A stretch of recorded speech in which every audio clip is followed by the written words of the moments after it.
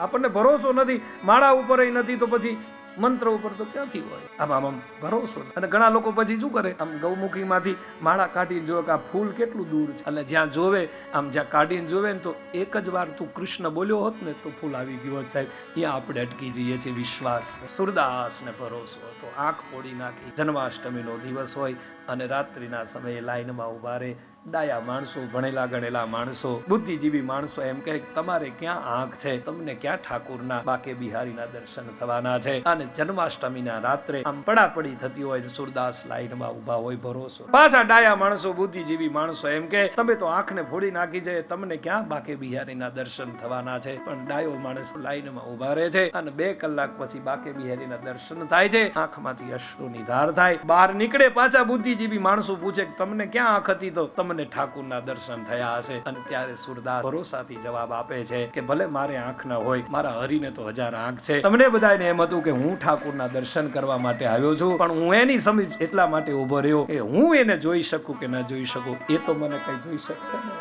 એ તો મને ભાળી શકે છે ને, એની દ્રષ્ટિ મારી ઉપર પડી જાય ને